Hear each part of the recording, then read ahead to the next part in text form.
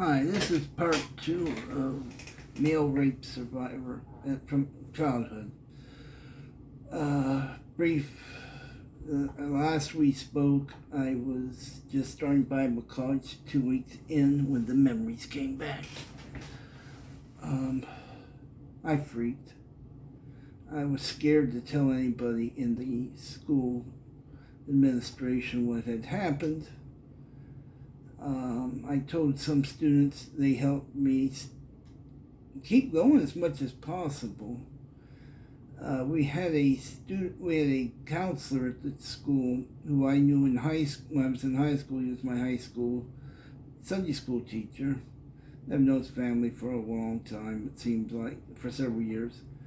And I was talking to him about something else, only to find out, and everybody else knew, was that the man was a gossip. So anything you told him in private was known throughout the school within 2 or 3 days.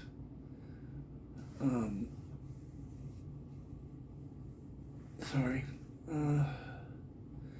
So I says, I can't trust anyone with this.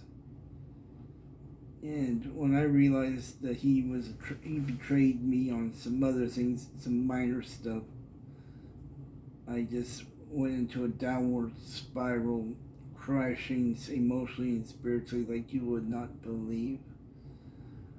I'm not proud of it. I don't blame Michael for everything he's done, but a lot of it. I made choices that were bad. I made some really stupid choices. I ended up flunking out of Bible college, went into a dark place, and did things I'm not proud of. I still have the emotional and mental scars and spiritual scars from that'll probably never heal completely until I'm over there. And if this turns out to be cancer, and for those that haven't seen the other video, I have a tumor in my head that if it's not cancer, there's a chance I could go blind, and they have to remove the tumor before that happens.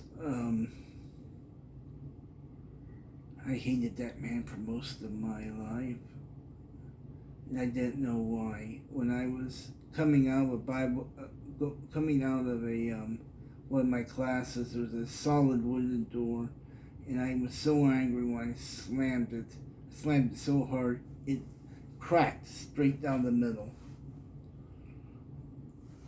And the anger just got worse. I didn't know how to forgive because I didn't know I was forgiven.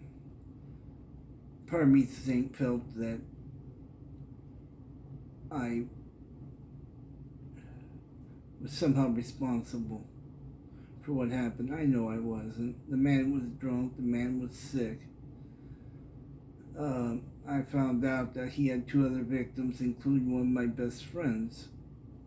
And he ruined my best friend's life totally. I mean, this incident, my best friend turned to drugs, and he had precursor to mental illness and ended up going through a horrible life, more horrible things than I could ever imagine.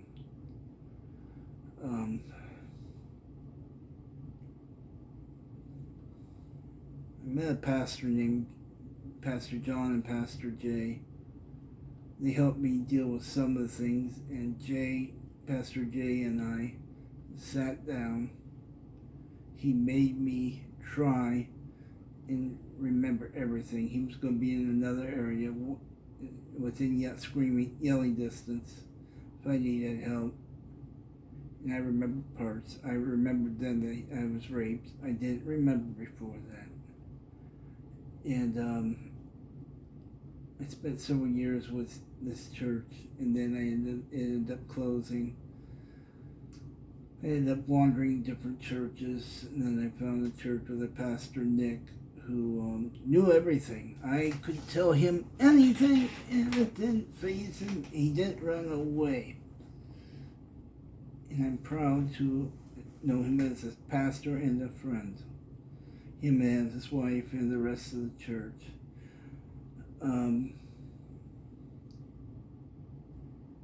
I get a phone call I'm trying to figure out where to go from this. I get a phone call from an aunt saying